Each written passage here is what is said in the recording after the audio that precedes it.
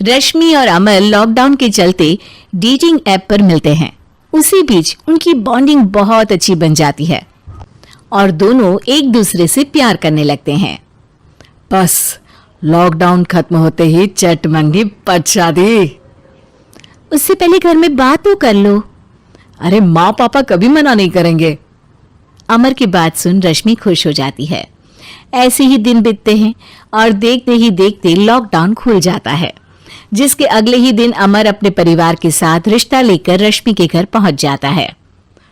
अभी लॉकडाउन खुला ही है और कोरोना तो खत्म भी नहीं हुआ, इसलिए ज्यादा कुछ ना करके अगले कुछ दिनों में छोटे फंक्शन के साथ शादी कर लेते हैं।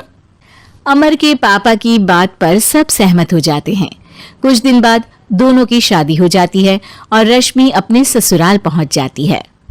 बेटा, शादी तो तूने अपनी मर्जी से कर ली, लेकिन बहू को बोल देना इस घर में हुक्म मेरा ही चलेगा, इसलिए अपना राज जमाने की कोशिश भी ना करें। माँ, रश्मि को यहाँ सिर्फ प्यार, आशीर्वाद और अपनापन चाहिए, पैसा या राज नहीं।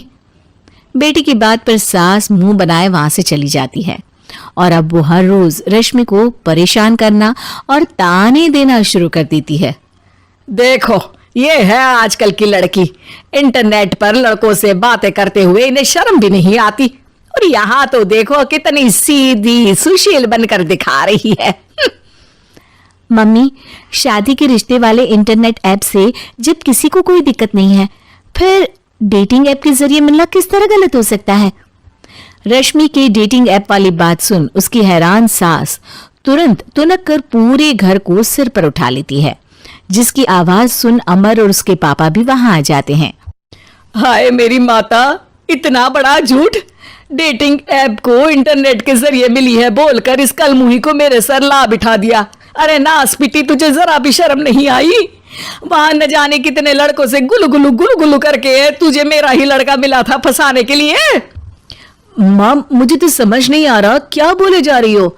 डेटिंग ऐप इस्तेमाल करना कोई अपराध नहीं है, और तुम रश्मि को ऐसा कैसे बोल सकती हो? मैं भी तो था उस ऐप पर। पहले उसके लिए माँ से झूठ बोला और अब लड़ाई कर रहा है। सास और अमर की बात सुनकर रश्मि हैरान खड़ी रहती है। अमर, तुमने घर में झूठ क्यों बोला? ये सब देख रही हो ना, इसी की वजह से झूठ बोलना पड़ा। एक तरफ अमर और रश्मि की ये बात चल रही होती है, वहीं दूसरी तरफ सास का नॉन स्टॉप क्लेश सबको परेशान कर देता है। सब एकदम चुप, जो हुआ सो हुआ, अब मुझे कुछ ना सुनाई दे। पति की बात सुन सास चुप होकर वहां से चली जाती है।